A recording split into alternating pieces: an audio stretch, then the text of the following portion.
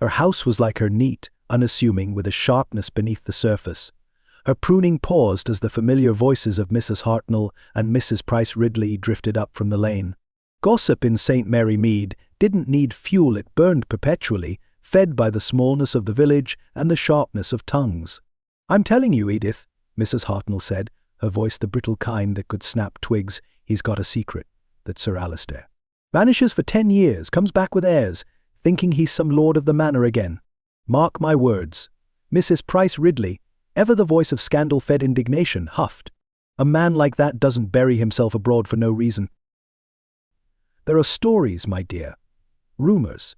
You know how these things are." Miss Marple, hidden behind her roses, listened with the polite detachment of someone who understood that gossip often carried a grain of truth buried under layers of embellishment. She resumed her pruning, snipping a brown-edged leaf. Sir Alistair Hensley's return had indeed stirred things up. The man had money, old money, and that was always a kindling point for trouble. "Morning, Miss Marple." A boy's voice called out, clear and too loud for the hour. Tommy Blake scrambled up the path, cheeks flushed and hair tousled. He was a bundle of elbows and knees, his cap askew. In his hand he held an envelope slightly smudged. "Letter for you, miss," Tommy said, catching his breath. From the big house. Miss Marple wiped her gloved hands on her apron and took the envelope. The handwriting was neat but anxious, the sort that pressed hard into the paper. She noted the faint perfume of lavender Lady Eleanor's signature scent. Tommy lingered, shifting on his feet. "They're saying Sir Alistair's dead, miss. In his study. Locked in, door bolted from the inside, they say. Like one of those stories you read in books." His voice dropped to a conspiratorial whisper, eyes wide with the thrill of something dark and exciting. Miss Marple's gaze flicked to the letter again. Death at Hensley Manor. Sir Alistair hadn't even been back 6 months. She opened the envelope carefully, sliding out the folded note. "My dear Miss Marple, there has been a terrible incident at the manor. The police are investigating, but I find myself in need of someone with discretion and insight beyond official channels. I trust you understand my meaning. Might I prevail upon you to call at your earliest convenience? With warm regards, Eleanor Hensley. Terrible incident was the sort of phrasing that tried to soften something hard. Death didn't soften, not even for money or lineage. Tommy kicked at a pebble, watching her. "They think it was murder, don't they, miss?" "Tommy," Miss Marple said, folding the letter. "Idle tongues wag far faster than the truth.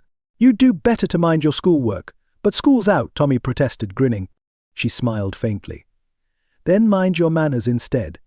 Inside, she hung her gardening apron on the hook by the door, fingers pausing over the fabric. The kettle whistled gently from the stove, tea forgotten.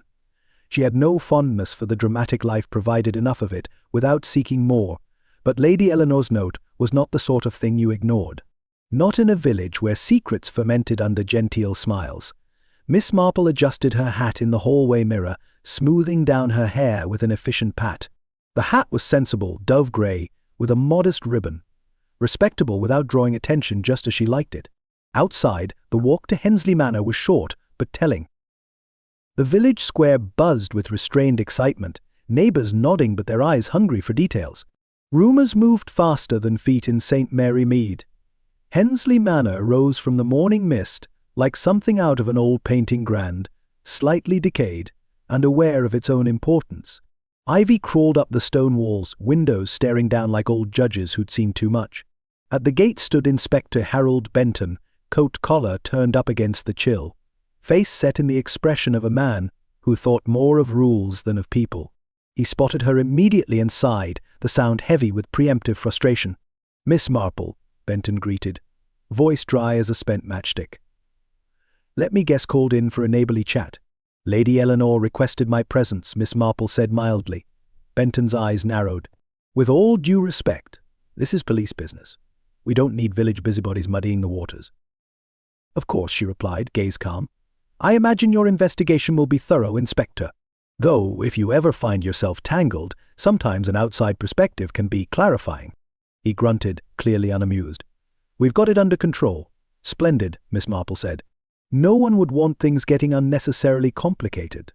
With that, she walked past, the faintest smile touching her lips. Benton might bristle, but pride often made people look at the obvious and miss what was right beneath their noses. Hensley Manor's doors creaked open with a groan that sounded too deliberate. Inside, the air was heavy with polish and something older fear, perhaps, or just the weight of secrets finally cracking open. Somewhere a clock ticked. Slow, measured. Miss Marple stepped inside, ready for what lay ahead. She had seen enough in her years to know that when people died in locked rooms, it was never really about how they got in. It was always about why. Hensley Manor loomed out of the morning fog like an old ship, anchored in its own history. Ivy clawed at the stone walls, dark leaves pressing into cracks like unwelcome truths. The gravel crunching beneath Miss Marple's shoes was the only sound until a crow cawed from the roof. Bad omen, some would say. Miss Marple didn't believe in omens. People's choices caused trouble, not birds. The front doors, tall and heavy, creaked open. A young maid with darting eyes and flushed cheeks bobbed a quick curtsy. "Good morning, miss." Lady Eleanor's waiting. Her voice was tight, the kind that tried to hold back nerves and failed. Inside, the manor smelled of old wood polish and wilted lilies. Someone had tried to mask the atmosphere of fear, but it clung like damp air. The chandelier overhead glinted half-heartedly, its crystals dulled with age. Servants moved in the background, too busy appearing busy to actually be so. Lady Eleanor waited at the base of the staircase, her figure straight but her face drawn tight with worry. Grief didn't suit her. But then, grief rarely dressed anyone well. She wore a dark grey dress, sensible but finely tailored, with a small silver brooch pinned neatly at her collar. Her hands, gloved and trembling, clasped together. "Miss Marple," she said, voice low but steady. "Thank you for coming." "I didn't know who else," she stopped herself, shaking her head. "Inspector Benton has been thorough, I suppose," but her gaze drifted to the ceiling as if seeking answers in the rafters. "Of course, dear," Miss Marple said gently. "A terrible business." "I'm so sorry." Lady Eleanor's lips pressed into a thin line. "It's not just the shock. It's the confusion. Alistair, he wasn't a kind man, but murder. In his own study?" Her voice cracked on the word. "Sometimes the places we feel safest are the ones that trap us," Miss Marple murmured. Lady Eleanor blinked, then turned brisk. "This way." They moved through a hallway where portraits of Hensley ancestors glared down with that particular brand of English disapproval. Generations of stern faces. Inherited wealth, inherited grudges. Lady Eleanor paused before a heavy oak door, the key still dangling from the lock. "It was bolted from the inside," she said. "No one could have entered or left without being seen." "Yet," her voice trailed off. Miss Marple nodded. "Locked room mysteries often rely on what people assume can't be done." Inside, the study was all dark woods and heavy drapes. The fire in the hearth had burned low, embers faint beneath a layer of ash. The air was thick with old cigar smoke and something faint of fear, maybe. Or deceit. Sir Alistair sat slumped at his desk, head bowed as if reading an invisible letter. His face was pale, lips tinged blue. One hand rested on a glass of brandy untouched, and the other near a silver letter opener. Papers scattered across the desk told of a man who liked to appear busy. Miss Marple stepped closer, gaze flitting over the details. The desk's surface gleamed except for a faint smudge near the glass. The decanter on the side table was half full, no sign of tampering. A window, barred and shut, offered no easy escape. "You found him?" she asked quietly. Lady Eleanor shook her head. It was Isabella, his secretary. She knocked for their morning appointment. No answer. We had to force the door. Her fingers tightened. The doctor said poison, perhaps. But they can't find how. Miss Marple's eyes settled on a charred scrap in the fireplace, barely touched. She filed it away in her mind. Clues like to hide in plain sight. The door creaked, and Inspector Benton entered, coat slung over his arm. His expression soured at the sight of Miss Marple. "Still here," he muttered. "Inspector," she greeted sweetly. "Such a terrible mess. I do hope you've had some luck," Benton grunted. "We're working on it. No forced entry, no signs of struggle. Doctor thinks poison, but we can't find the source. No one left or entered. Door was locked, window secured. Classic impossible crime." He sighed, rubbing his temple. "I don't need armchair theories." "Of course not," Miss Marple said. Her gaze lingered on the papers. One corner bore the faint outline of handwriting letters pressed hard enough to indent the sheet beneath. "Sometimes, dear Inspector, solutions aren't about how. They're about why." He frowned but didn't press. Lady Eleanor broke the tension. "Would you like tea, Miss Marple?" "I never say no to tea," she replied. People talk over tea. Often they tell you things they shouldn't. Benton rolled his eyes, but Lady Eleanor offered a weak smile. I'll arrange it in the drawing room. Miss Marple took one last look at the body. Sir Alistair's face held no peace, only surprise. People always thought they had more time, even when they didn't deserve it. As they left the study, the door swung shut with a heavy thump. Outside, the manor seemed to breathe in the silence. Old walls held old secrets. Miss Marple adjusted her hat, glancing back at the door, locked from the inside. No way in or out. Except, of course, there always was. The study had the feel of a place where nothing good ever happened, heavy, suffocating. The air was thick with a lingering smell of burnt paper, as though something had been erased, and the scent hadn't quite had time to clear. The curtains, drawn tight, as if the world outside was something to be kept at bay, cloaked the room in dim shadows. The only light came from the hearth, which still clung to the last embers of its fire, a weak, orange glow that barely cut through the gloom. Sir Alistair Hensley sat slumped at his desk, his once pristine figure now deflated in death, the letter opener still gripped in his right hand, as though he'd been interrupted in the middle of his correspondence. His fingers had stiffened in place. He looked like a man who had taken a moment to lean back, drink in hand, then simply fallen. Inspector Benton stood near the door, his feet planted firmly, as if the scene might somehow vanish if he stayed still enough. He exhaled slowly, a hand running through his thinning hair. Locked from the inside, he muttered, as if trying to convince himself as much as anyone else. Not a mark on the body. No sign of forced entry. The windows are barred, the door bolted. A man dies in the study of his own home, and nobody sees a thing. Miss Marple stepped forward, her soft shoes barely making a sound on the worn carpet. Her eyes took in the details the way an experienced seamstress might look at a frayed stitch, quick, efficient, and with an unspoken understanding that things rarely were as neat as they first appeared. "Your conclusions, Inspector, are thorough," she said, voice low but sharp. "But it's rarely the obvious that holds the key." Benton didn't look up. He was too busy scrutinizing the scene. "What do you think, then?" He waved a dismissive hand at the body. "He's dead. We know that much." Miss Marple smiled faintly, as though she were humoring a child. "Yes, that part is clear. What's less clear is why someone would go to such lengths to lock a man in his own room to kill him." She moved toward the desk, her fingers hovering above the glass of brandy untouched, a perfect still life too perfect. The glass was almost too clean for someone who had just poured himself a drink. No sign of any spill, not even a fingerprint. A man sits in his study, decides to have a drink, then dies, but his brandy remains untouched. Miss Marple mused aloud, almost to herself. Benton frowned but said nothing, his attention glued to the body. Miss Marple shifted her gaze from the glass to the window. It was odd, but the faintest smudge marred the frame dirt, perhaps, or something more deliberate. She studied it, then glanced at the desk. She took a step closer to the chair at a strange angle, the back of it turned inward, as though the victim had spun around in his seat abruptly. That was strange. He'd been alone, hadn't he? The fire crackled slightly as she took a slow, deliberate breath. A faint whiff of something burned hung in the air. The fireplace had been used recently, but not enough to explain the odor. Something had been consumed, something besides wood. A letter, perhaps. Her eyes flicked toward the hearth.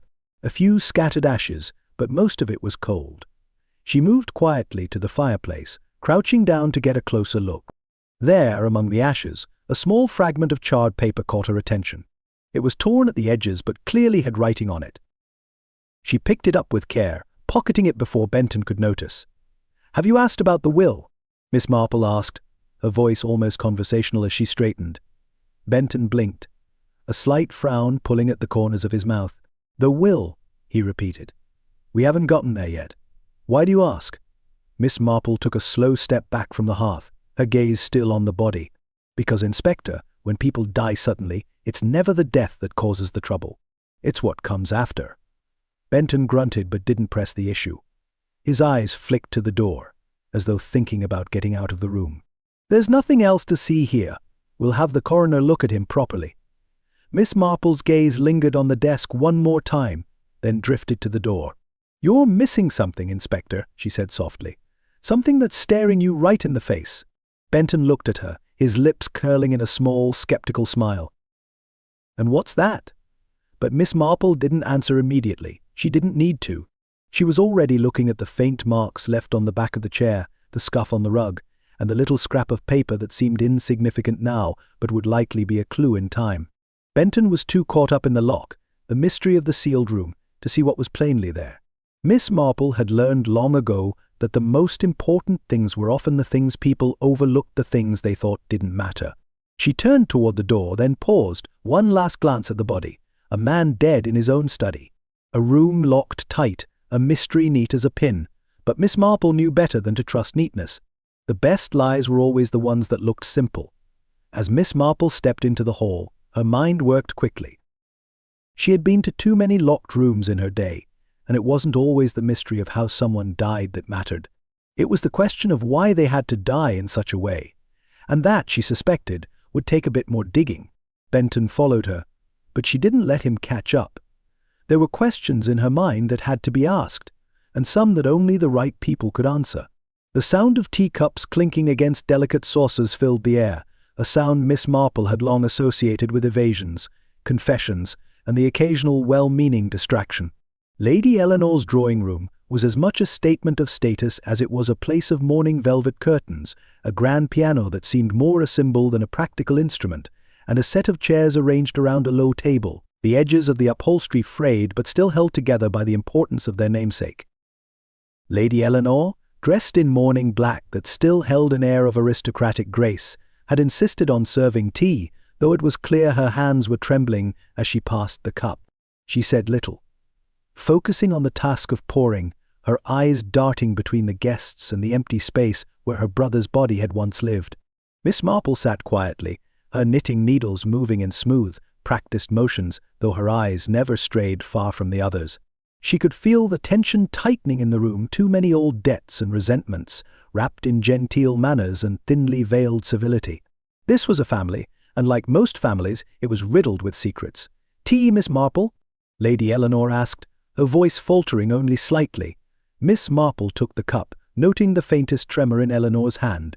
She didn't acknowledge it, but her eyes softened in silent understanding. Grief, after all, took many forms, and some of them were harder to disguise than others. "Thank you, Lady Eleanor," Miss Marple said, her tone gentle. "Such a tragic affair. I do hope we can find some clarity in these confusing times."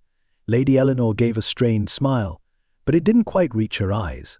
"I trust you'll manage to make sense of things where others may not." She sighed and turned to the others. "Please, all of you, have a seat. Miss Marple has kindly agreed to help us. I'm sure her insight will be invaluable." The guests settled, and Miss Marple took a moment to observe them in their silence. There were cracks in their perfect facades, just waiting to be noticed. Charlotte was the first to speak, her voice sharp, cutting through the stillness like a knife. She leaned forward in her chair, her fingers wrapping tightly around her teacup, as though it were something far less fragile than porcelain. "I really don't see why we're wasting time with this," she said, her words biting and impatient. "I mean, we all know what this is about, don't we? Uncle Alistair had enemies. He made plenty, if I may say so." She glanced at Lady Eleanor, whose smile faltered but didn't completely fade. "I'm not the only one here with a reason to be displeased with him." Miss Marple didn't speak, but she studied Charlotte carefully. A woman quick to show her temper, a woman with too much at stake and too much to hide. She had a story, one she was dying to tell, but Miss Marple knew better than to trust the loudest voice in the room. Charlotte's anger was a mask, the kind you could see right through if you looked closely enough. "Financial troubles, Miss Whittaker?" Miss Marple asked, her voice soft but pointed. Charlotte's eyes flickered, but she quickly recovered. "What's it to you?" she snapped. "It's no secret that Uncle Alistair made it difficult for me to live a comfortable life. He controlled everything. My inheritance. My future." Her jaw tightened. "Maybe that's why he ended up dead." "Perhaps," Miss Marple replied quietly, "but it's hardly the sort of thing that would motivate murder, unless you were desperate." Charlotte's fingers tightened around her cup. "Desperation is a powerful thing, Miss Marple." The Colonel, sitting across from Charlotte, cleared his throat. He was an imposing figure, broad-shouldered and still strong despite his advancing years. His military bearing, however, didn't disguise the unease creeping into his posture. His eyes darted around the room, never settling on anyone for too long. His reputation as a man of conviction was as solid as the stone walls of Hensley Manor, but there was something about him now that seemed to crack under pressure. "Now, see here," he said in a gruff voice, holding his cup with more force than necessary. "I've known Alistair for years.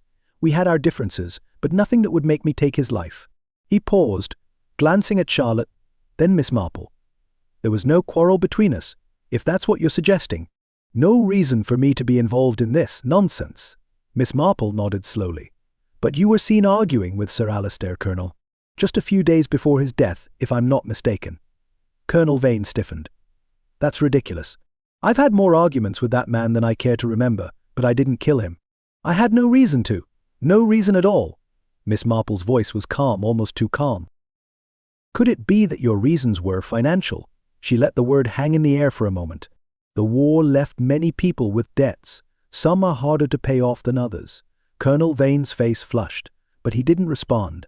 He took a long, deliberate sip of his tea, clearly uncomfortable with the way the conversation was turning. Next was Professor Hugo Belvoir, who had been sitting quietly, his fingers lightly tapping against the edge of his cup. He looked the part of an academic, thin, bespectacled, with a nervous air that matched his nervous smile. There was something about him that suggested he was used to being overlooked. Whether by design or by nature, he was the kind of person who tended to fade into the background.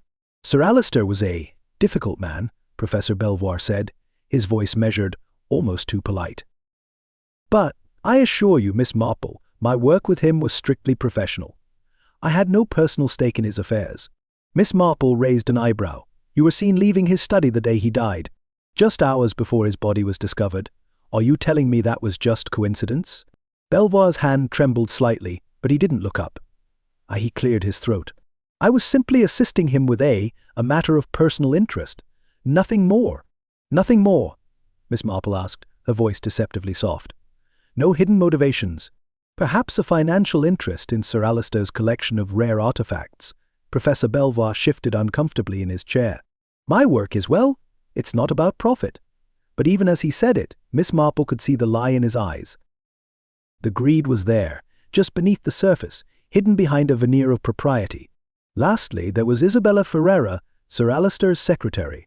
Her calm, almost unsettling composure was the one thing that didn't seem to fit with the rest of the group. She had the kind of cold beauty that made people hesitant, unsure. Her eyes, dark and calculating, never seemed to blink more than necessary. "I'm sorry for the loss of Sir Alistair," she said, her voice smooth, controlled. "He was a complicated man, but he trusted me completely. I was his secretary. I didn't have anything to do with this." Miss Marple studied her carefully. There was something about Isabella that didn't add up. Her loyalty to Sir Alistair felt rehearsed, too polished. She was hiding something, perhaps more than just knowledge of the manor's inner workings. "You must have known him well," Miss Marple said, leaning forward. "Did Sir Alistair ever share his concerns about anyone, Miss Ferreira? You, being so close, must have been privy to many of his thoughts." Isabella's lips tightened, and she looked away for a moment. "Sir Alistair had many concerns," she said finally. "But none that I felt were important enough to you mean none that were important enough to mention," Miss Marple interrupted gently. "Or perhaps none that were dangerous enough to risk your position here." The room had grown colder, each conversation revealing cracks in the polished facades. The more Miss Marple listened, the more she understood. Everyone here had something to gain, and everyone had their own reason for keeping secrets. The only question was who would go far enough to kill for them.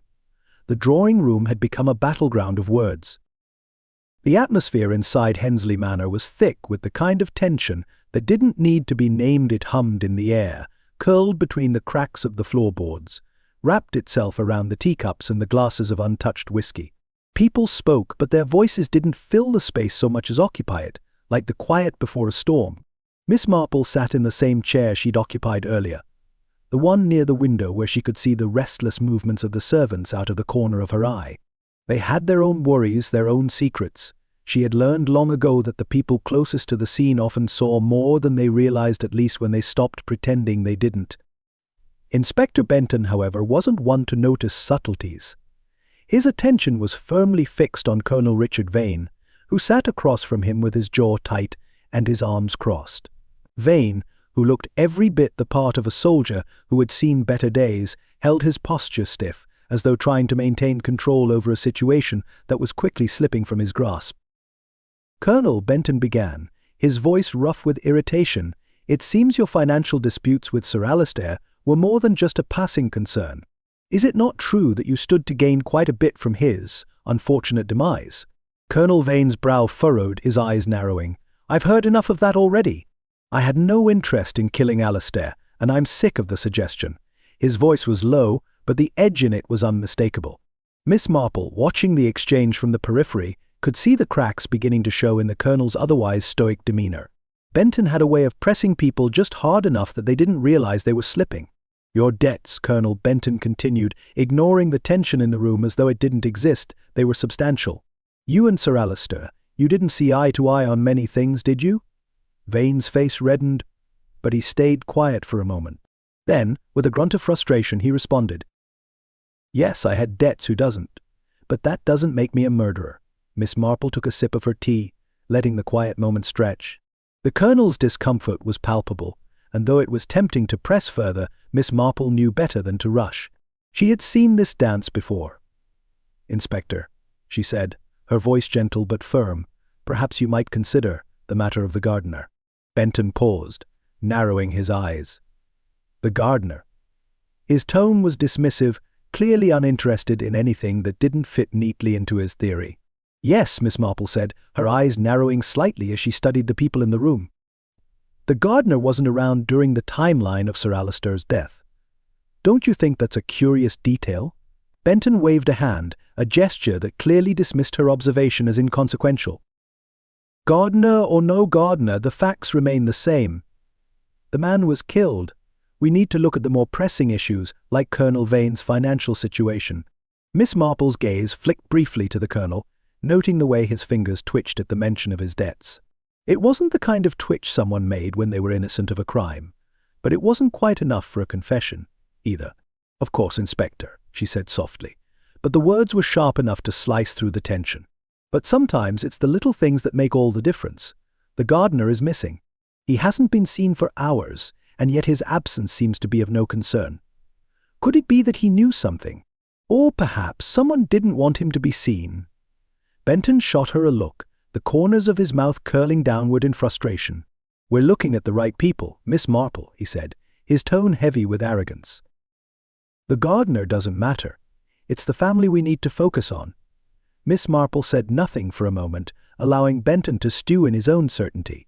The gardener's absence might not have seemed like much, just another overlooked detail in a case that was already crowded with motives, accusations, and the heat of suspicion. But Miss Marple knew better.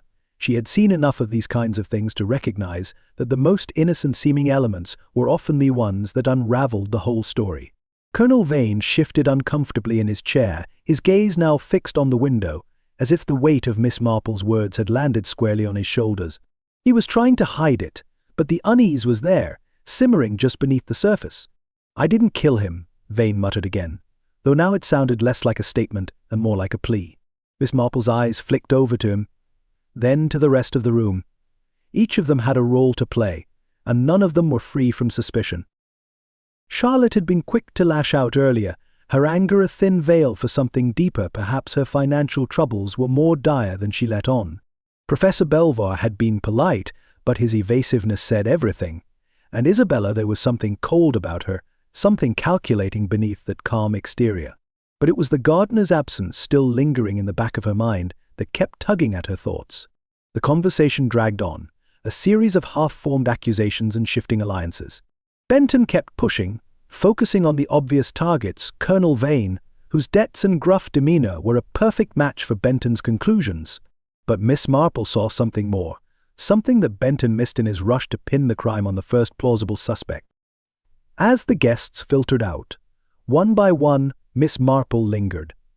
She'd already seen enough to know that things weren't as simple as they seemed. A locked room, a dead man, and a house full of people with far too much to lose. But the gardener, he was the one detail that stuck, the one thread that hadn't yet been tugged. She couldn't say why it mattered, not yet. But it would. They always left something behind. Always. As she stood to leave, her mind already spinning with new possibilities, Miss Marple turned to Benton one last time. "Inspector, I suggest you look into the gardener's whereabouts. It's quite possible he knows more than you think." Benton gave her a brief, irritated look but said nothing. Miss Marple turned and walked out of the room, her mind already on the next piece of the puzzle. Miss Marple stood alone in the study, the air thick with the faint, acrid smell of charred paper. She crouched by the fireplace, carefully inspecting the ashes that still held fragments of something. Her fingers worked deftly, almost reverently, as she brushed aside the blackened remnants. There, half buried under the larger pieces, was a small fragment of paper. It was scorched at the edges but still legible. She turned it over in her hand, her sharp eyes scanning the faint ink. The words were barely visible, but the writing was clear enough to make out a few key phrases. "It's time to expose the truth. And you've changed the will." The letters were deliberate, the handwriting elegant but frantic, as if written in a hurry. A letter, possibly part of a larger conversation, one that had been meant to remain hidden. Miss Marple sighed, slipping the small fragment of paper into her pocket. Blackmail. A threat hidden in a letter burned to the edge of the fireplace, a deliberate attempt to erase the truth. But why? And what truth was Sir Alister trying to hide? Her thoughts were interrupted by the soft sound of footsteps behind her. Lady Eleanor entered the study, her expression unreadable. She paused for a moment, glancing at the desk where Sir Alister had sat, now absent, his chair empty. The old woman's face softened, as if lost in memory. "Miss Marple," she said, her voice tentative, "I trust you found nothing untoward." Miss Marple rose, brushing the dust from her skirt, and offered a small smile. "I haven't found much yet, Lady Eleanor, except for this." She pulled the fragment from her pocket, showing it to the older woman. "It appears to be part of a letter, part of a conversation that Sir Alister wanted erased. But the question remains, why was it burned?" Lady Eleanor's expression tightened, her lips thinning. She glanced at the fragment, her gaze briefly darting away, as if the words on the paper stung. I don't know," she murmured. "Alister had many enemies, Miss Marple, and many things he kept to himself. There were meetings, but I didn't pry." "You must have noticed something," Miss Marple pressed. "Anything unusual? Any family conflicts, disagreements?" Lady Eleanor hesitated, a flicker of uncertainty crossing her face. "He did mention something recently, about Isabella." She lowered her voice as if the very mention of the name might stir the air with something dangerous. "They were meeting, discussing something important. I don't know what it was about, but it seemed to trouble him." Miss Marple's eyes flickered with interest. "Isabella Ferreira, the secretary?" Lady Eleanor nodded slowly. "Yes, he trusted her, but—" her voice trailed off and she shook her head. "He was a complicated man. But I never thought him capable of crossing lines." "Maybe not, but others might have seen it differently," Miss Marple said, her voice light but knowing. She took a step back toward the desk. "Do you know what this something important was? Was it about the will?" Lady Eleanor's silence stretched too long before she finally answered, her voice barely above a whisper. "I'm not sure, but there were changes made to the will. Alister had his reasons, though he never shared them with me. A change to the will. It was starting to make sense, slowly, like a puzzle where the pieces didn't fit at first, but eventually, under careful hands, would. Sir Alister had been hiding something, and Lady Eleanor's hesitance, the fragment of the letter, and the mention of blackmail hinted at a web of secrets spun tighter than anyone could guess. Later that afternoon, Miss Marple made her way to the library, the room where Sir Alister had spent most of his time, poring over books, letters, and articles on a range of subjects, some innocent, others not so much. The shelves lined the walls, each filled with leather-bound tomes that reeked of wealth and age. Dust motes danced in the air, disturbed by the occasional shift of a footstep. Professor Hugo Belvoir was there, as he often seemed to be, his slender figure hunched over a row of books, his glasses perched on the bridge of his nose. He was muttering to himself, a habit Miss Marple had come to notice during their earlier conversation. As she stepped inside, the professor looked up, his eyes narrowing for just a second before he quickly smoothed his expression into something polite, though not entirely genuine. "Ah, Miss Marple," he said, his voice warm but guarded, "what brings you to the library?" "Just a curiosity," Miss Marple replied, her gaze sweeping across the shelves. "I was wondering if you might help me with something." "Of course," he said, though his eyes flickered nervously. "Anything you need, Miss Marple." "What can I do for you?" Miss Marple didn't waste time with pleasantries. "The book on rare poisons, Professor. Sir Alistair's collection, where is it?" I noticed it was missing. Professor Belvoir stiffened, his fingers tightening around the book in his hands. "Ah, that. Well, I had lent it to Sir Alistair, you see. He wanted it for research purposes. He returned it a few days ago, I'm quite sure of it." Miss Marple nodded slowly. "But it isn't here now, is it?" He paused. I suppose it isn't." He cleared his throat. "Perhaps it's been misplaced." "Or perhaps it's been removed," Miss Marple suggested, her tone light but sharp, her eyes never leaving his. "Tell me, Professor, why would Sir Alistair need a book on poisons, especially one on rare, slow-acting toxins?" The professor's hand trembled slightly as he set the book down on the table, his posture becoming more defensive. He was merely curious. Alistair had always been interested in such things: science, nature, the human condition. He wasn't the only one who kept interests hidden. Miss Marple could see it. The nervousness in his eyes, the way he shifted on his feet. His words were too rehearsed, too smooth, like someone trying to cover up a crack in the wall. And then there was the book missing. Sir Alistair had asked for it. Why? Had he been preparing for something? Something dangerous? Miss Marple took a step closer, her eyes glinting with understanding. "Perhaps, Professor, the book wasn't for curiosity after all. Perhaps Sir Alistair needed it to prepare for something more sinister." Professor Belvoir swallowed hard, his gaze darting to the shelves, as though the books themselves might give him away. I don't know what you mean, Miss Marple." "But I think you do," she replied, her voice calm but unyielding. "It's a very curious thing. You see a book on poisons that Sir Alistair asked for, then a missing book, and suddenly a death. It's not coincidence, is it, Professor?" His silence was all the answer she needed. Miss Marple stepped back, her mind working quickly, fitting together the pieces that others had missed. A missing book. A letter fragment hinting at blackmail. A changed will. A secretive family and a host of motives that had yet to fully reveal themselves. But something was off, something wasn't fitting. And Miss Marple knew, with the certainty that came from years of experience, that the missing book wasn't the whole story. No! There was more to Sir Alistair's death than anyone had guessed, and she was about to find out what. The morning sun barely broke through the fog, casting long, weak shadows across St. Mary Mead. The village felt smaller today, claustrophobic even. It wasn't the kind of small that invited comfort. It was the kind of small that made you aware of every movement, every whisper in the streets. People kept their doors shut tight, their faces wary, even as the news of Sir Alistair's death began to settle in like an unwelcome guest. Miss Marple stood at the edge of the drawing room, listening quietly as Charlotte Whittaker and Colonel Richard Vane faced off. The air between them crackled with something far more dangerous than polite conversation. Charlotte, her sharp features pinched in anger, leaned forward, eyes blazing. "I'm telling you, Colonel, you had everything to gain from my uncle's death. The land deal you've been harping on for years, he was the one thing standing between you and that property. You threatened him, didn't you?" "I know you did." Colonel Vane shifted in his chair, his face reddening, but his voice remained cold, measured. "You talk of threats, Miss Whittaker, but you forget who has the more to lose here. You were going to lose everything if your uncle followed through with that legal action to expose the false documents you've been forging." The accusation dropped like a brick into the room. Charlotte's eyes widened, her breath catching in her throat. She stood frozen for a moment, the color draining from her face, then quickly regained composure, her voice rising again, sharp with defiance. "How dare you accuse me of that?" "It's not true." Isn't it?" Colonel Vane interrupted, his voice low, dangerous. "How many of your uncle's dealings did you try to manipulate, Charlotte? How many signatures did you forge to ensure you'd inherit this place? He had proof, you know. Proof that could have ruined you." The words hung in the air between them, thickening the tension in the room.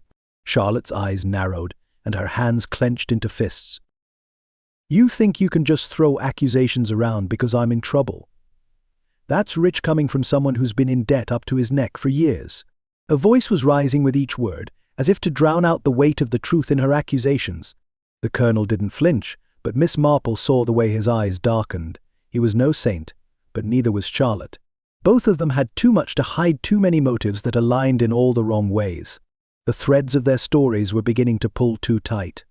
Miss Marple let the conversation linger for a moment longer before stepping into the fray. "I do believe this is becoming quite a spectacle," she said mildly, her voice cutting through the heated exchange. Both Charlotte and Vane looked at her, their faces tight with something between irritation and uncertainty. "I think we should all take a step back," Miss Marple continued, her eyes flicking between the two of them. "There's no need to make accusations without evidence. Besides, we have more pressing matters to discuss. Like the mysterious disappearance of Sir Alistair's belongings, or perhaps the strange circumstances surrounding his death." Benton, who had been silently watching from the corner, shifted, finally stepping in. "Miss Marple's right," he said, his voice lacking the usual bite it carried in earlier exchanges. "We can't go off on tangents. We need to focus on facts." But Charlotte was still fuming, her hands trembling at her sides. "You can all believe what you like," she spat, turning on her heel. "I'll not be blamed for things I didn't do. There's a line between suspicion and slander." Miss Marple watched Charlotte storm out of the room, the door slamming behind her. She turned to Colonel Vane, who was now staring into his drink, avoiding her gaze. "Well, Colonel," Miss Marple said softly, "it seems we all have something to hide. It's simply a matter of figuring out what." The Colonel grunted non-committally, but his eyes shifted. Miss Marple knew he was no closer to being innocent than Charlotte, and she knew better than to take his side too soon. Everyone here had their reasons for hiding the truth, and some of those reasons were more lethal than others. Later, after the scene had quieted and the voices in the house had softened, Miss Marple decided to take a walk around the grounds. She knew the manor well enough, had seen enough of it in the years she'd spent visiting, and the estate's gardens, though well-kept, always seemed to have a dark undertone, as though the earth itself carried memories of things that had gone wrong. The greenhouse sat at the far end of the property, tucked away behind overgrown ivy and climbing roses. It was a strange little structure, half hidden among the wild plants, as though it had been forgotten by time. Miss Marple walked slowly towards it, the gravel crunching softly underfoot. She paused at the door, her eyes scanning the glass panes. The smell of damp earth mixed with something more pungent old plants, decay. She pushed the door open, its rusted hinges creaking in protest. Inside the air was thick and still, the light dim. A row of plants sat in their pots, but there was nothing remarkable about them. As Miss Marple moved further into the greenhouse, her foot caught on something, a thin wire, nearly invisible against the dusty floor. She crouched, examining it closely. It wasn't just any wire. It was taut, stretched between the wooden frame and the corner of the greenhouse, as though someone had set it up to create an obstruction. Her mind clicked into place. The window in the study barred, yet there had been a faint smudge on the frame, as if someone had touched it from the outside. Could it be that the window had been opened? Not from the inside, but from the outside. She recalled the incident, the impossibly sealed room, and now the wire seemed to fit the pattern. Someone had opened the window from the outside, carefully, without leaving a trace, and perhaps used the wire to hold the window in place again. A clever ruse. But why? To make the room appear locked when it was not. Or was there something more to it, something more sinister than anyone had imagined? Miss Marple straightened, her mind turning the pieces over like cards in her hands. Everything was starting to come together just slowly enough to keep everyone guessing. The wire, the smudge on the window, the strained relationships, the missing items, the threats and blackmail. The gardener's absence earlier had been no mistake. The pieces were falling into place, and Miss Marple knew one thing for certain. Sir Alistair's death wasn't just an accident. Someone had orchestrated it with great care, and now it was up to her to unravel the rest.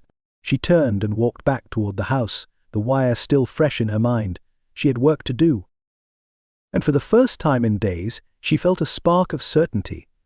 Someone in this house was lying, and Miss Marple would make sure that the truth came out. The village of St. Mary Mead had always been quiet, a place where nothing much happened unless someone made it happen.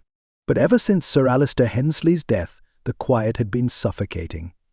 The air was thick with whispers, every glance laden with suspicion, every corner harboring secrets. People went about their business, but their eyes lingered just a moment too long. Something had changed in the village, and everyone could feel it. But some of them, especially Inspector Benton, were starting to get frustrated.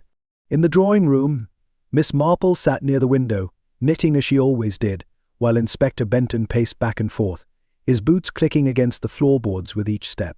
He was working his jaw, as much as he was his thoughts, frustration written all over his face. Miss Marple, he snapped, not bothering to soften his voice. I've had enough of this. Charlotte Whittaker is our prime suspect.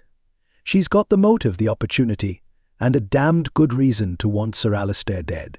Miss Marple didn't look up from her knitting, but she could feel the tension in his words. She had seen it before, the desperate need for resolution that sometimes led to hasty conclusions. She was all too familiar with the urge to tie up a case, especially one that had dragged on for too long. Inspector, she said, her voice soft, yet carrying the weight of experience. Motive is as plentiful as daisies in a meadow, but daisies rarely point to murder. Benton stopped in his tracks, staring at her, as if she had just sprouted another head. He exhaled sharply, a deep, frustrated sigh that echoed through the room. What are you suggesting? That we ignore the obvious? Miss Marple didn't answer right away. She let the silence stretch between them for a moment, letting him stew in his impatience. He was quick to jump to conclusions, always had been. But she had learned long ago that people were rarely as straightforward as they seemed. Miss Whittaker was in financial straits, wasn't she? Benton continued, his voice rising with the heat of his argument. She stood to gain from Sir Alistair's death. And we've seen the arguments between her and Sir Alistair. I think we can safely say she had both the opportunity and the motive.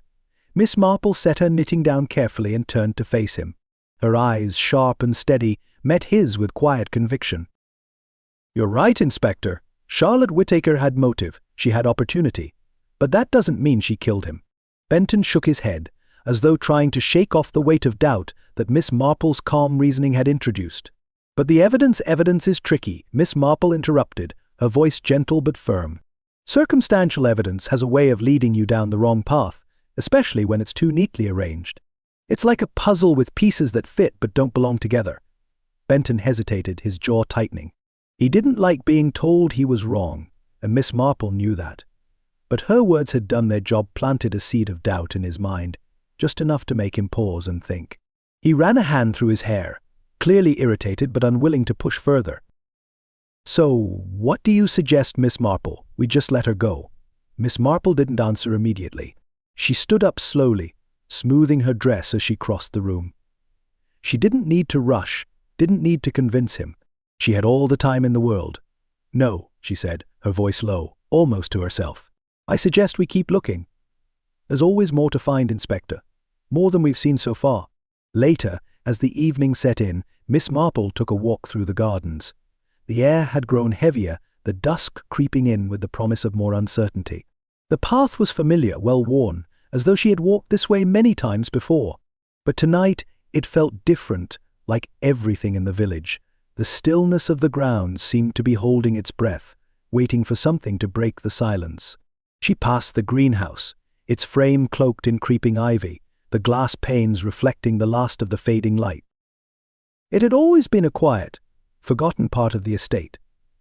But tonight, Miss Marple's attention was drawn to it in a way it hadn't been before. Something about it tugged at her, something she couldn't quite put her finger on. The door creaked as she pushed it open, stepping inside. The smell of damp earth and neglected plants filled the space. The light from the setting sun filtered through the glass, casting long shadows on the floor. The greenhouse, though small, felt suffocating. The air was thick with the smell of rot, the remnants of dead leaves, and the slow decay of things left unattended. As Miss Marple walked further into the greenhouse, her foot brushed against something thin and metallic. She stopped, her eyes narrowing as she looked down. A wire-thin, taut, and almost invisible lay across the ground. It was odd, out of place. She crouched down to examine it more closely. It was the kind of thing you'd use to hold something in place, to create an obstruction, or to secure something. Her mind flicked back to the study. The window, the locked door, the way the scene had been staged. There had been something strange about it, the smudge on the window frame, the way it appeared to have been closed but could have been opened from the outside. And now this wire. It fit somehow. Miss Marple stood up slowly, her thoughts racing. The wire in the greenhouse was no accident. Whoever had used it knew what they were doing. And suddenly it all made sense. The locked room, the apparent impossibility of the murder, someone had staged it. They'd made it look like there was no way in, no way out. But there was a way. A subtle, almost invisible way.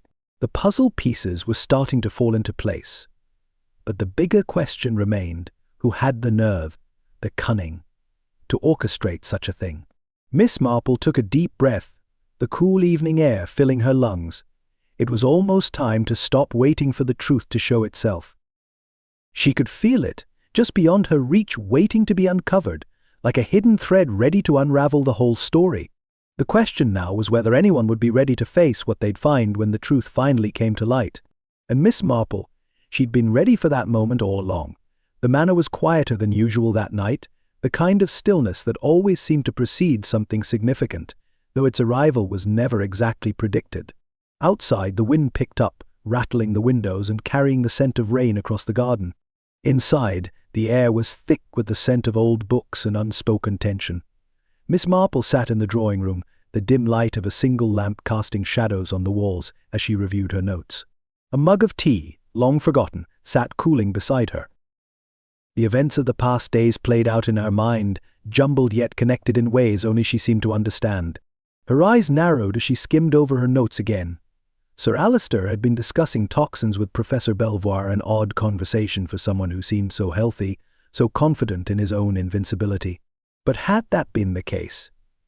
Miss Marple recalled the professor's nervousness, the subtle shift in his manner whenever the subject of poisons came up. It had been an innocent conversation at the time, framed as nothing more than an academic exchange. Yet now, with the knowledge of Sir Alistair's death and the suspicions surrounding his last moments, it felt like a key detail that had slipped through her fingers earlier. Transdermal toxins. Miss Marple couldn't ignore it. These were poisons that entered the body through the skin, rare, difficult to trace. Could the murder weapon have been the letter itself? Sir Alistair had been holding it when he died. His fingers had gripped it tightly, as though he had been about to sign something important, perhaps even his last will. Miss Marple stood up slowly, her chair creaking beneath her weight, and walked toward the study. The quiet was oppressive, the kind of silence that only existed in places where secrets were hidden in every corner. She'd been in the study before, but now it seemed different. Now it seemed dangerous. The room was dark except for the faint light filtering through the curtains from the hallway. The desk was undisturbed, as if Sir Alistair's death had frozen time in this one corner of the manor. Miss Marple moved closer to the desk, her eyes scanning it with practiced ease. There, near the letter opener, she noticed something of faint residue, almost imperceptible to the untrained eye. But not to Miss Marple. The substance was thin, a trace of something sticky, a faint colorless smear that had no business being there. It was the sort of thing you overlooked in the rush of emotion that followed a death, the kind of thing people thought was too small to matter. But Miss Marple knew better. Her fingers brushed lightly over the surface, tracing the path of the residue. The letter itself, the one Sir Alistair had been holding, was no longer on the desk. It had been removed. She frowned, her mind working. What had been in that letter? Why had it been taken? She could only guess, but the thought gnawed at her. Someone had been too careful. Too careful because they knew the poison was there, hiding in plain sight. Could it have been a carefully planned death, one that had nothing to do with the usual means of violence?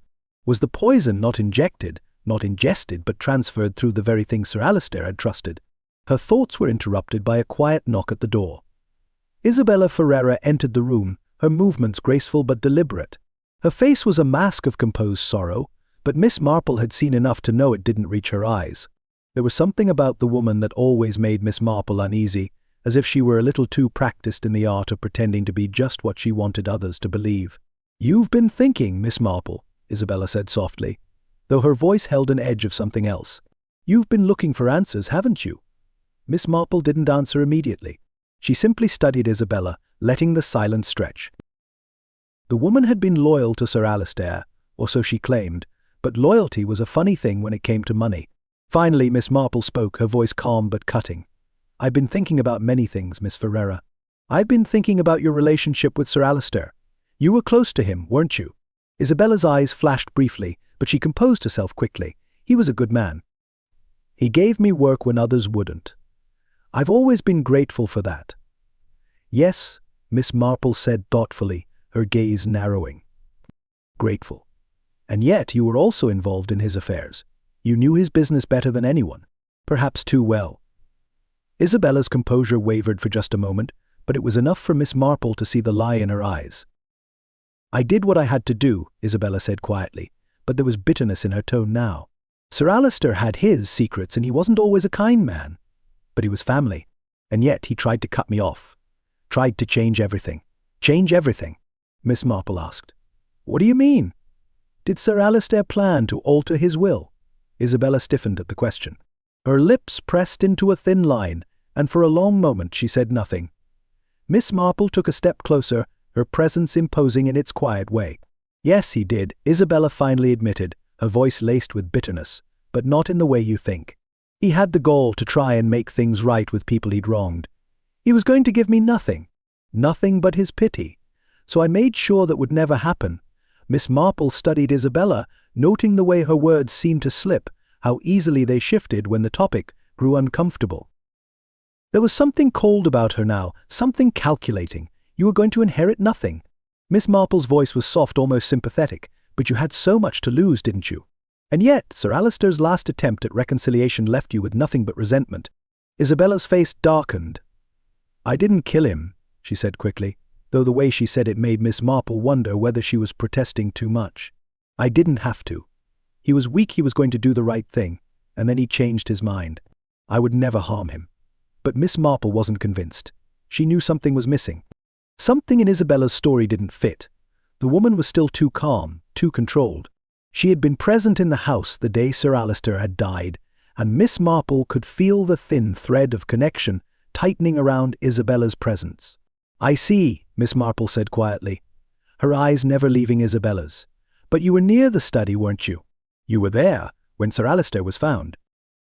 And you can't explain why you were near the scene, can you?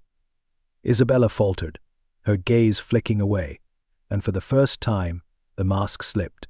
Just for a second, but enough for Miss Marple to see it. The truth was closer than anyone realized. And Miss Marple was starting to understand it all. The rain had started to fall in earnest by the time Miss Marple made her way across the manor's grounds, the path slippery beneath her feet. The thick clouds pressed low against the sky, suffocating the village and casting a pall over everything it touched. Even the trees in the distance seemed weighed down, their branches sagging under the weight of the storm. Miss Marple didn't mind the rain. She preferred it, in fact. It provided cover for things people wanted to hide. It made people uneasy, uncertain. It was the perfect setting for the final move. When she reached the front door, the servant who opened it barely met her eyes. His nervous glance spoke volumes. He knew what was coming. They all did. Inside, the house was quieter than usual. The soft hum of tension that had been building over the past few days was now palpable in every corner. Miss Marple had seen the shift in the people who inhabited it, seen the cracks in their facades widening with each passing moment. She made her way to the grand salon, her footsteps measured, deliberate. The heavy drapes had been drawn against the storm, the large fireplace flickering with the last embers of its fire. There was a sense of waiting in the room, as if the manor itself was holding its breath.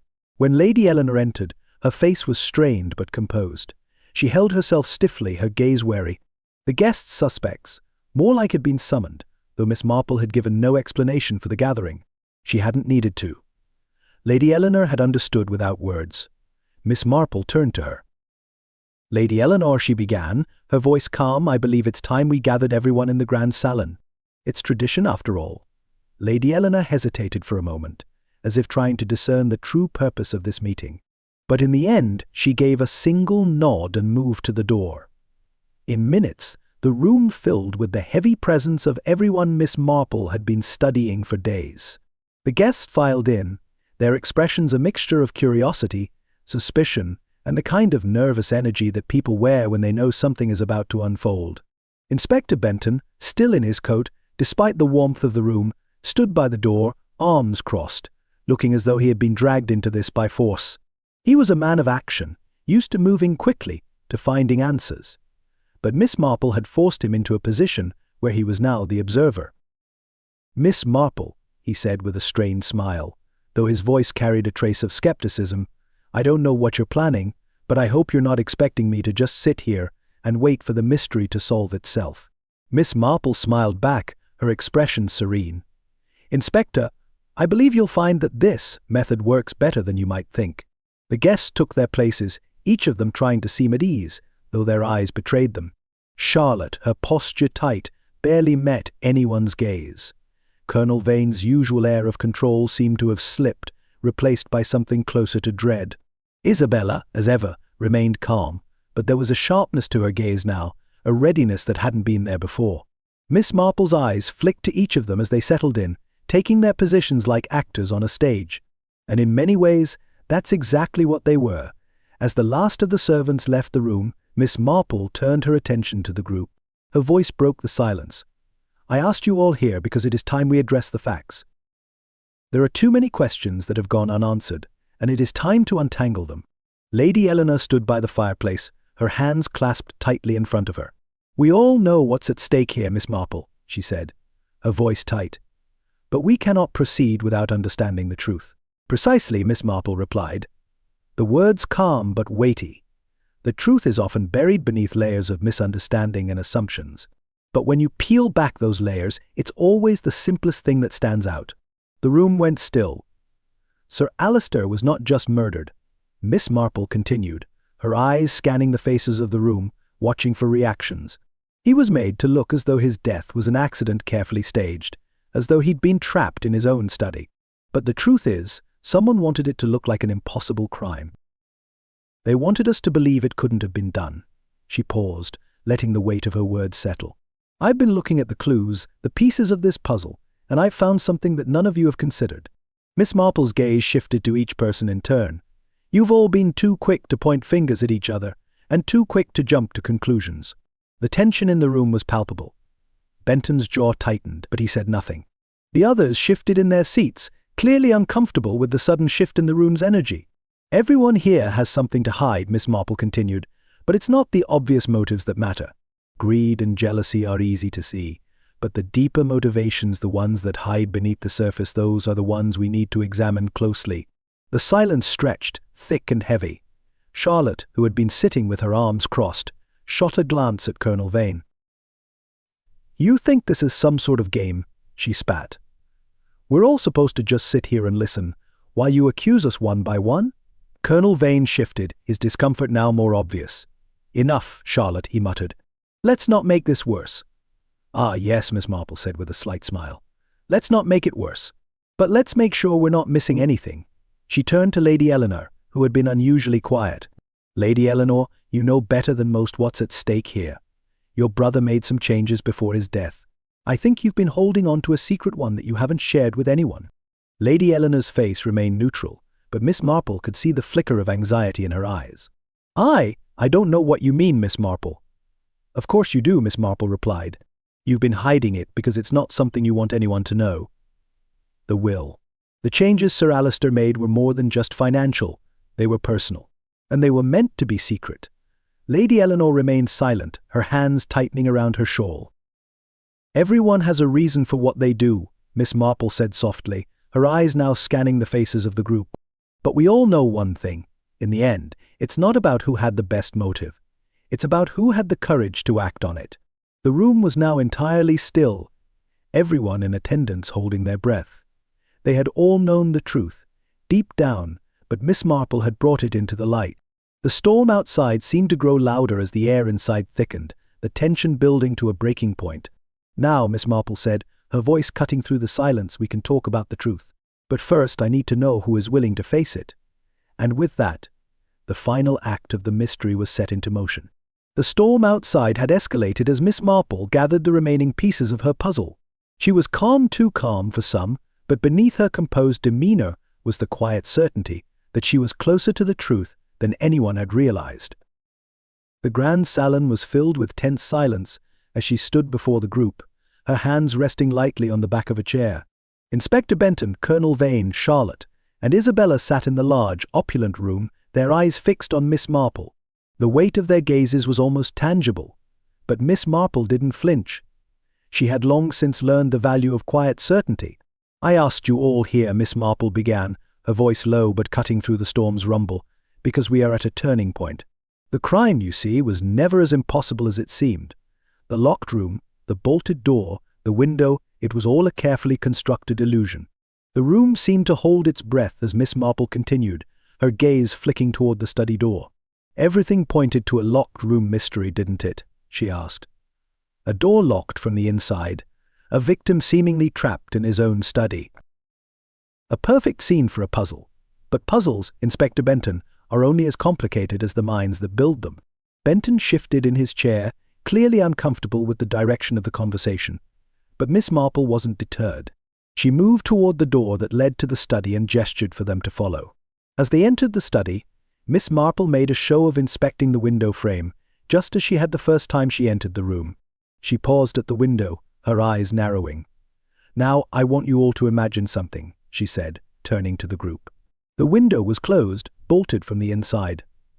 And yet, if you look closely, you'll notice something, this very faint smudge on the window frame. It's barely noticeable, but it's there. She crouched down, her fingers lightly brushing the edge of the frame where the smudge was. It's not the sort of mark you'd expect from the inside of a locked room, is it? Miss Marple continued, standing up slowly.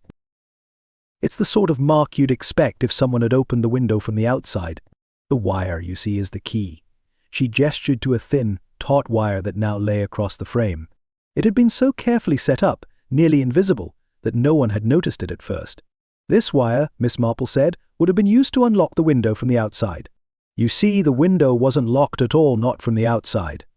The wire was set to release the latch, making it appear as though the room was sealed.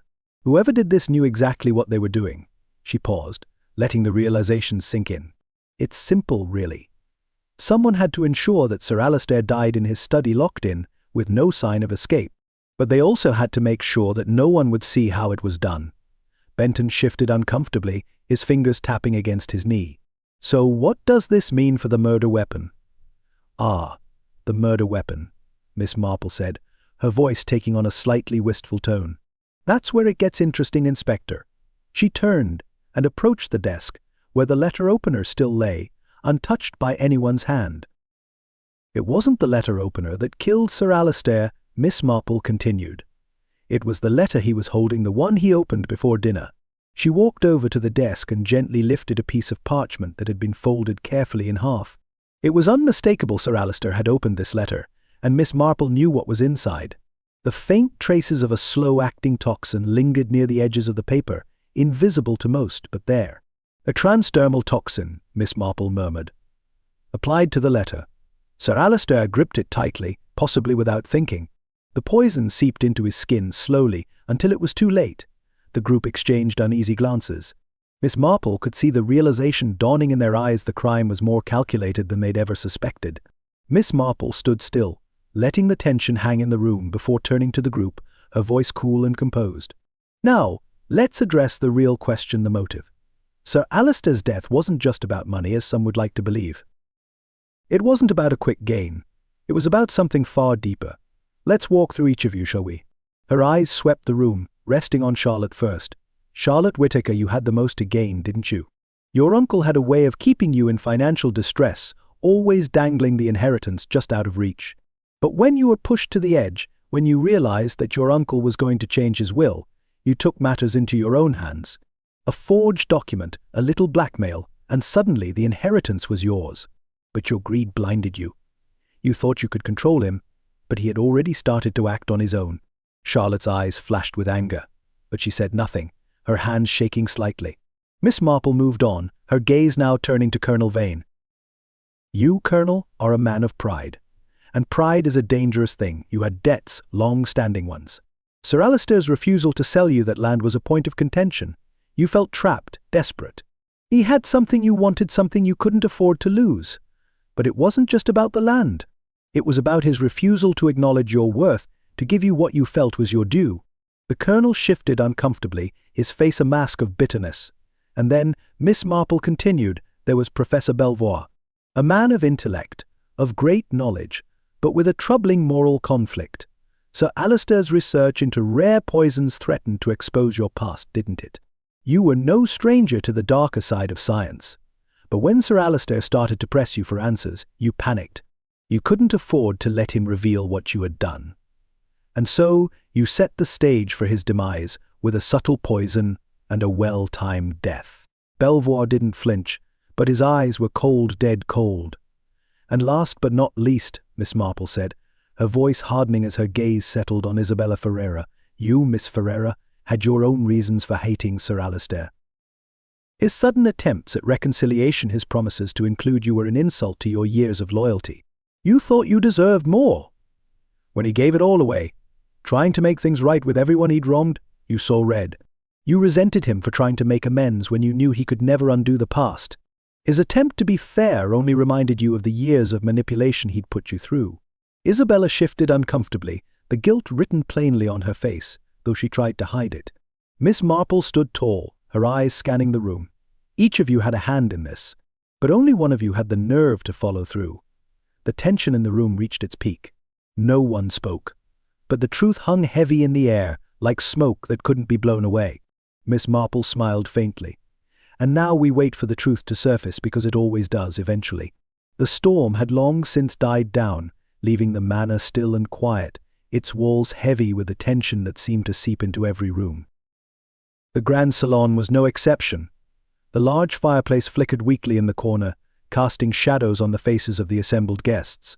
They sat in uncomfortable silence, their eyes darting around the room, unwilling to meet each other's gaze. Miss Marple stood at the center of it all, her presence calm, unfazed by the storm of emotions swirling around her. She had played the waiting game, let the tension build, and now the time had come. Isabella Ferreira sat on the edge of her chair, her hands tightly clasped in her lap, her face pale and drawn. The tension was palpable in the room. Her eyes were fixed on Miss Marple, as though willing the older woman to look away, but Miss Marple wouldn't. She had done her part, let the pieces fall where they would, and now it was Isabella's turn to face the music. Miss Marple took a deliberate step toward her, her gaze sharp. "You were always in the room, weren't you, Manda?" she said, her voice cutting through the silence. Always present, always observing, always just out of reach. Your loyalty to Sir Alistair was more of a facade than you cared to admit. Isabella shifted uncomfortably, her eyes flashing with something fear perhaps or guilt. "I don't know what you mean," she said, her voice tight. "I loved him. He was family." Miss Marple's lips curled slightly in a faint smile, a sharp glint of knowing in her eyes. "Yes, family. But sometimes, Miss Ferreira, family can hurt you more than any stranger ever could. You knew Sir Alistair's generosity was only a delayed insult, didn't you? His attempt to make amends after all these years, you don't know anything," Isabella snapped, cutting Miss Marple off. But it was too late. The emotion that had been carefully bottled up for so long was beginning to spill over. Her hands clenched into fists, her breathing shallow and quick. "You have no idea what he did to me." The room was utterly still, the air thick with Isabella's barely contained rage. Miss Marple watched her closely, her eyes never leaving the younger woman's face. She'd seen this before, seen the way bitterness and resentment could twist a person, how it could make them capable of things they would otherwise never imagine. "Hatred burns slowly, dear," Miss Marple said, her voice soft but firm, much like the toxin you used. Isabella's face drained of color. Her eyes widened for a moment, then flicked down to her hands, which were trembling ever so slightly. She swallowed hard, as if trying to suppress something that was threatening to spill out. "You think I killed him," Isabella murmured, almost to herself. She laughed, but there was no humor in it. It was brittle, empty. "I didn't want to kill him. I just wanted him to understand. I wanted him to feel the way I felt all those years, ignored, forgotten, like I didn't even exist." Miss Marple took another step forward. "He never knew, did he?" she asked softly. Not until it was too late. Isabella's jaw tightened, and for the first time there was a flicker of something akin to shame in her eyes. "I was his daughter, his illegitimate daughter," she spat the word like it was something vile. "And yet he had the nerve to try and act like a father when he needed me most. He thought he could make up for everything by offering me a piece of his wealth, his legacy. But it wasn't enough. It was never enough." Her voice broke on the last word, and for a moment the cold mask she had carefully maintained slipped. She was no longer the composed secretary, the loyal employee. She was something else, something angry, something broken. "I didn't want his money," she said, her voice low, trembling with emotion. "I wanted him to see me, to recognize me for who I was. But when he tried to offer me that inheritance, those last pathetic attempts at redemption, it was too little, too late. I couldn't forgive him for that." There it was. The truth. Finally, it had been hidden under layers of carefully constructed lies and resentment, but now it was out in the open, raw and painful. Isabella had killed Sir Alistair not out of simple greed, but out of a deeper, more personal betrayal. The inheritance wasn't the real motive, it was his abandonment of her, his failure to recognize her as his child, as someone deserving of his love and respect. "You hated him for making you feel small," Miss Marple said gently, "for trying to undo a lifetime of neglect with a mere gesture. Isabella's face twisted, and she shook her head, her eyes glassy with unshed tears. I never asked for that. I never asked for anything from him. All I wanted was to be his daughter, to be something more than a footnote in his life. You killed him to make him feel what you had felt all those years, Miss Marple said, her voice steady. You used the poison, the slow-acting toxin, just as you'd been planning. You made sure he'd never see the consequences of his actions. You wanted him to die slowly, painfully, just as you had died inside all those years ago. Isabella's breath came in ragged gasps, and for a moment she looked as though she might break down completely. But then she straightened up, her eyes hardening. You can't prove any of that, she said, her voice gaining strength despite the tremor in it. You don't have the evidence. You don't know anything about me.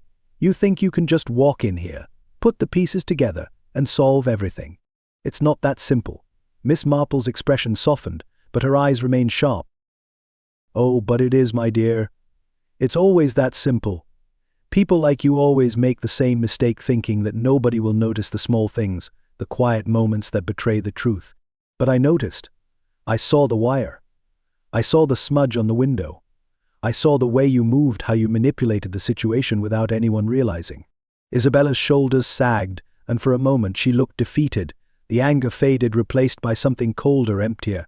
You know, Miss Marple said softly, there's a particular kind of justice in seeing the truth come out. It doesn't always look the way we want it to, but it's always right. Isabella didn't answer. She didn't have to. The truth was out now, as raw and painful as it was. The others in the room, Colonel Vane, Charlotte, Benton, watched in silence, the weight of the revelation settling over them. As the storm outside began to fade, Miss Marple turned back to face the group. The truth, she said, is like the dawn. It always comes, no matter how dark the night may seem. Isabella sat there, still as a statue, the last vestiges of her defiance evaporating with the storm. And for the first time, she was nothing more than a woman left to face the consequences of her actions. The pieces were in place. The mystery was solved.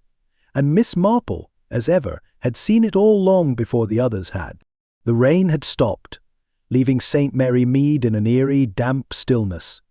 The clouds, heavy with the weight of their release, had parted enough to let the moon break through, casting pale light across the manor's front lawn. The house, once the scene of tension and suspicion, now stood in quiet resignation, as if even the walls knew the truth had finally come out. Inside, the air felt heavier still, the silence between the four remaining occupants suffocating. Isabella sat, her hands folded in her lap, her face drained of color, her eyes no longer defiant but hollow. The fierce determination that had once burned in her gaze had vanished, replaced by something closer to resignation. She was no longer a woman of action, but a figure waiting for something she could no longer avoid. Inspector Benton stood at the door, the weight of the situation pressing down on him. His usual stern composure had cracked, and for the first time since his arrival, there was no swagger in his step, no sharpness in his tone. Miss Marple stood off to the side, watching, but not intruding, her expression as calm as ever. It had taken only moments to bring Isabella to confession, the poison, the wire, the manipulated scene. Everything had fallen into place so neatly, the puzzle solved without much fanfare. The truth was simple, even if the path to it had been anything but. Benton took a deep breath, his hand gripping the doorframe as if to steady himself. He finally turned to Miss Marple. You were right, of course. It was her all along. His voice was begrudging, but laced with a note of reluctant admiration. I didn't see it. You did? Miss Marple's smile was faint, almost imperceptible. Inspector, you were focused on the wrong things. It's easy to look at the obvious suspects, the ones with clear motives. But sometimes the truth lies elsewhere, in the quiet corners of a person's life, the parts they don't want you to see. Benton nodded, a mix of frustration and respect in his eyes. He had been so focused on the surface, so eager to pin the crime on someone, that he had missed the subtle signs. It was a mistake he wouldn't forget. As Isabella was led away, her face still pale, the weight of the arrest settled into the room like an unwelcome guest. She was a prisoner now, but it was clear that the consequences of her actions had already begun to eat away at her. The woman who had once seemed so poised, so in control, was now just another broken person, left to face the fallout of her choices. Lady Eleanor remained by the fireplace, her posture rigid, her face etched with sorrow. She had always been the calm, composed figure, the matriarch of the house. But now, In the aftermath of her brother's death, and the revelations that had come with it, she looked more fragile than ever. She had always known that the family secrets would come to light one day, but the weight of those secrets was something she had never anticipated. "What a waste," Lady Eleanor murmured, her voice thick with emotion. "Of life and love, all of it gone." She turned to Miss Marple, her eyes softening with an unspoken question. "Couldn't it have been avoided? If only he had been kinder. If only we had all been honest." Miss Marple walked over to the window, her hands folded in front of her. She had never been one to sugarcoat things, but she knew how to approach these moments with care. "Family is a funny thing," Miss Marple said softly, her eyes lingering on the moonlit landscape outside. "We build our lives around it, shape ourselves to fit its expectations. But sometimes, what we don't say, what we hide, has a way of breaking through in ways we least expect." She turned to Lady Eleanor, her eyes sharp and understanding. Sir Alister's death wasn't just the result of a person's greed or their jealousy. It was the result of a lifetime of neglect, of unspoken resentments, and the belief that love and loyalty could be bought or forced. That's a dangerous game, and in the end, no one wins. Lady Eleanor's face softened, and she sighed, the weight of the years settling on her shoulders. "I should have known. But it's hard to see the truth when you've spent so long hiding from it." She shook her head, her voice heavy. "And now we're left with nothing but the wreckage of it all." The words hung in the air, and Miss Marple stood silently for a moment, allowing the room to absorb the heaviness of the moment. "Sometimes," Miss Marple said finally, "the wreckage is what's left after something has been built too high, too fast. It's always easier to tear something down than to create something that can stand the test of time." Sir Alister's attempt to right his wrongs was too late, but at least he tried, and perhaps that's all we can do in the end, try to make things right before it's too late. Lady Eleanor didn't reply immediately. She simply nodded, a slow and weary movement. She understood. The sound of footsteps approaching interrupted the quiet reflection. The door opened, and Benton stepped back in, his expression sober. "It's done," he said quietly, his gaze flicking between the two women. "Isabella's been taken into custody. The case is closed." There was a brief pause before Miss Marple spoke again, her voice even, though with a tinge of finality. "For now, Inspector. But there will always be more questions, more consequences. Isabella isn't the only one who's been affected by all this. We all have." Benton nodded, though his expression was unreadable. "I'll take care of the paperwork," he muttered, clearly eager to end the conversation. He turned and walked toward the door, but then paused, glancing over his shoulder. "I've learned something today," he said, almost to himself. "Something I won't forget." Miss Marple watched him leave, her expression thoughtful. She had seen the same thing in others before: pride, stubbornness, and the slow realization that things weren't as simple as they appeared. Benton had come a long way in the past few days, but she knew there was still much he had to learn. The room was quiet once again. Miss Marple turned back to Lady Eleanor, her gaze soft but steady. "And now, Lady Eleanor, we move forward. We have no choice but to." Lady Eleanor nodded, her face pale but resolute. "Yes, forward. For the sake of the house, for the sake of everything that was once good here." Miss Marple smiled faintly, a glint of understanding in her eyes. "Exactly. Sometimes the only way to move forward is to let go of the past." With those final words, the two women stood in silence, looking out at the rain-soaked grounds beyond, where the storm had passed, leaving only the quiet aftermath in its wake. The morning after the storm had passed, the village of St. Mary Mead looked the way it always did, serene, undisturbed, as if nothing had changed. But things had changed. Miss Marple could feel it in the air, in the way the townsfolk walked a little slower, their glances a little more guarded. The great house at the end of the lane, Hensley Manor, had been the epicenter of it all, but now the ripples of Sir Alister's death had spread far beyond its gates. Miss Marple sat at her small, tidy table, the morning sun filtering through the curtains and casting a muted glow on the room. Her notes were spread out in front of her, fragments of conversations, clues, observations, but it was the gaps, the unanswered questions, that still nagged at her. The things that didn't quite fit, the pieces of the puzzle that, when placed together, only seemed to distort the picture further. Lady Eleanor entered the room, her expression subdued, her movements slower than usual. The weight of the past days had worn on her. Miss Marple could see that. She hadn't just lost a brother, she had lost the carefully constructed world she had lived in. one where control and composure ruled everything. Lady Eleanor, Miss Marple greeted her, offering a small smile. "Come, sit. We have much to discuss, I think." Lady Eleanor took the seat across from her, folding her hands in her lap. There was no spark of the usual nobility in her eyes today, only exhaustion. The events of the past days had left their mark on her. "Miss Marple," she said softly, "I wanted to thank you for everything. For helping us, for uncovering the truth. But I can't shake this feeling, this sense of unease. We have answers, yes, but I'm not sure if they bring me any peace." She paused, looking at the empty space where Sir Alistair had once sat. "I'm not sure if I want peace, to be honest." Miss Marple studied Lady Eleanor for a moment before replying, her voice calm but thoughtful. "People are never simply good or bad, dear Lady Eleanor. They're a patchwork of both, aren't they? We spend our lives trying to make sense of the pieces, but sometimes the puzzle is never fully completed." Lady Eleanor sighed, her gaze flicking toward the distant window. "He was my brother. He was many things, a difficult man, a flawed man, but he was also a man who tried to make amends. He was going to change everything, make things right. But in the end, it was too little, too late. And perhaps that's the hardest part to accept." Miss Marple took a slow sip of her tea, allowing the silence to linger in the air. The quiet was almost oppressive, a stillness that clung to the room as though it, too, was waiting for something. "And yet," Miss Marple said finally, "we still don't know why Sir Alistair tried to change his will. His offer to Isabella, his sudden desire to include her, was it born of guilt, of genuine kindness, or was it something else?" Lady Eleanor's shoulders stiffened, and she looked at Miss Marple sharply, as though the question had cut deeper than expected. "You think it wasn't genuine? You think his actions were simply born out of guilt?" Miss Marple didn't answer immediately. Instead, she leaned back in her chair, her fingers lightly tracing the edge of her teacup. "I think," she said softly, "that Sir Alistair's motivations were more complex than we care to admit. People rarely act out of one emotion, Lady Eleanor.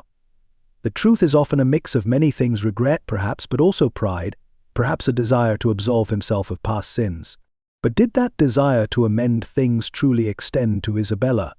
Or was there something more, manipulative in the way he approached her?" Lady Eleanor looked down, her expression pained. "I never thought of it like that. I always believed he wanted to make things right, to right the wrongs he'd done. But now that you mention it, he never fully explained why he suddenly took such an interest in her." Miss Marple nodded, the pieces of the puzzle clicking into place in her mind. "He was a man of control, Lady Eleanor. Everything he did was calculated. His actions with Isabella, as generous as they may have seemed, were perhaps part of a larger plan. To be forgiven by her, yes, but also to manipulate the situation to his advantage, perhaps even to control her after all these years." Lady Eleanor's hands trembled slightly. "You think he was trying to control her until the very end?" "I think," Miss Marple said carefully, "that Sir Alistair wanted to maintain his power, even after death. His last actions, the change to the will, were perhaps an attempt to assert control over the one person who could challenge him." Lady Eleanor said nothing. Her eyes were fixed on the empty space beside her, as though she could see the brother she had known in her mind's eye. "You're right, of course," she whispered, "but that doesn't make it any easier to accept." Miss Marple didn't reply immediately.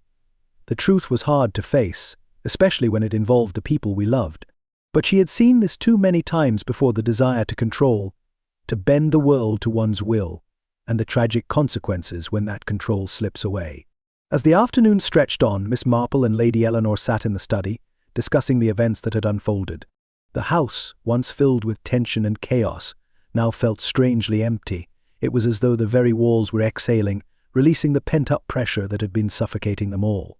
The suspects had all been accounted for. Isabella was gone, her guilt proven beyond a shadow of a doubt. But Miss Marple knew that the truth had not been so simple. The crime itself had been one of opportunity, of bitterness, of an emotion too powerful to ignore. And yet, the bigger question, why Sir Alistair had suddenly tried to mend his ways, why he had left the inheritance to Isabella, still lingered. Had he truly sought redemption? Or had he simply been trying to manage his legacy from beyond the grave? In the end, it didn't matter. The truth had been revealed, and the pieces of the puzzle had been put together. But some things, some questions, would remain unanswered. They were threads left hanging, unanswered not because of ignorance, but because some truths were simply too difficult to confront. Miss Marple stood up slowly, her gaze lingering on the room one last time. "The truth, Lady Eleanor," she said quietly, is like a shadow. It follows us everywhere, but we cannot always see it for what it is. Lady Eleanor nodded slowly, her face still pale but now resolute. Yes, she said softly, the truth is never as simple as we want it to be. But perhaps after all this we can finally move forward. Miss Marple smiled gently. I believe you will. It may take time, but there's always hope for those who seek it. And with that, the final chapter of the mystery closed. But the echoes of Sir Alistair's life and death would linger in the walls of Hensley Manor for a long time yet. The heavy curtains of Miss Marple's small sitting room were drawn just enough to let the evening light spill in, casting long shadows on the worn but comfortable furniture. Outside, the village of St. Mary Mead carried on as it always did, wrapped in its quiet routines.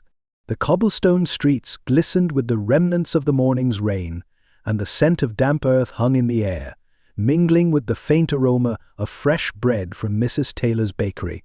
Inside her home, Miss Marple sat in her favourite chair, the soft click of her knitting needles filling the room with a rhythm that felt like the ticking of a clock. She worked in silence, her mind wandering as the yarns slipped between her fingers. The mysteries of Hensley Manor had been put to rest, the final pieces in the puzzle locked into place. Isabella, with all her resentment and twisted desires, had confessed. The poison, the wire, the stage scene, it had all made sense in the end, though it wasn't the solution that Miss Marple had expected. Her eyes were fixed on her knitting, but her thoughts were far from the delicate stitches. She'd seen the danger before, the same danger that had driven Sir Alistair to change his will, to reach out to his daughter after years of neglect. The danger that came with pride, with secrets buried too deep for too long, and the explosive consequences when those secrets were finally exposed. Pride had destroyed Sir Alistair. His refusal to acknowledge the truth of his actions, his obsession with controlling his legacy even in death, had pushed Isabella to the edge.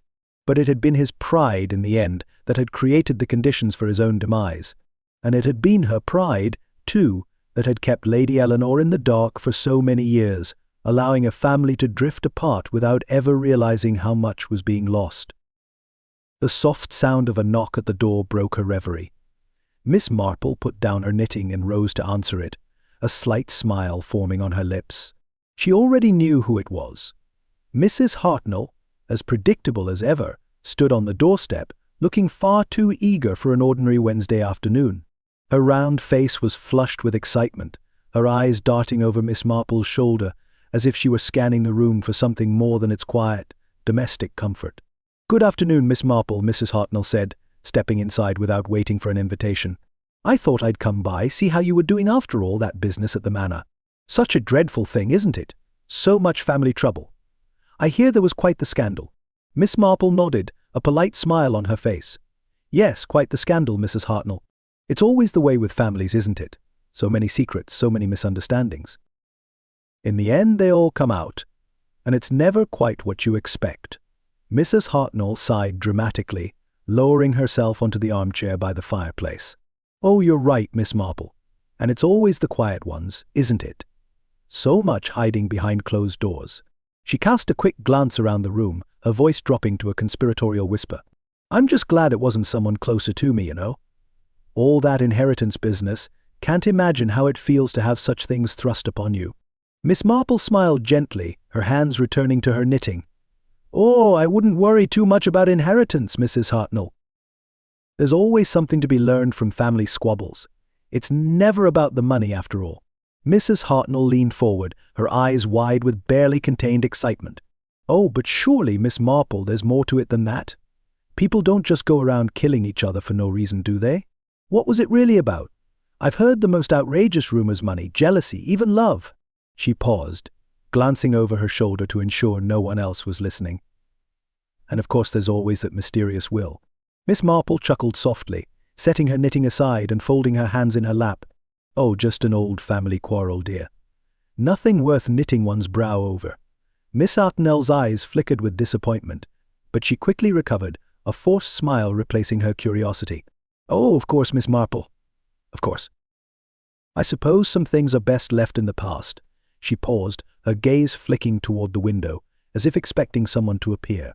"Still, I can't help but wonder, what happens now? What's left of the family after all that?" Miss Marple's expression softened, her gaze distant as she thought about the events that had unfolded at Hensley Manor.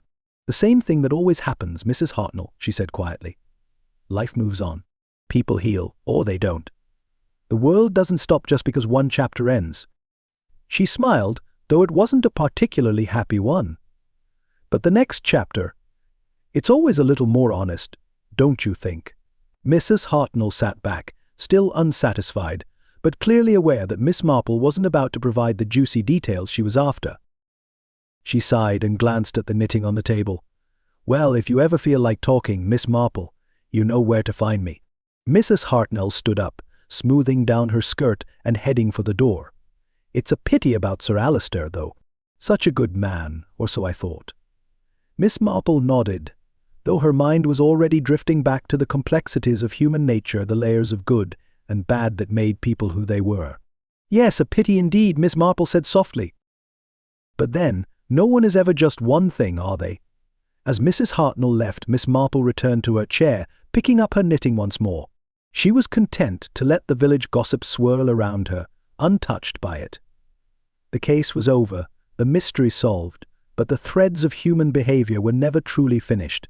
There would always be more to learn, more to understand, and more to see in the ever-complicated nature of people. And so, Miss Marple resumed her knitting, the soft click of her needles providing a quiet counterpoint to the world outside where secrets still whispered in the corners, waiting to be uncovered. The end.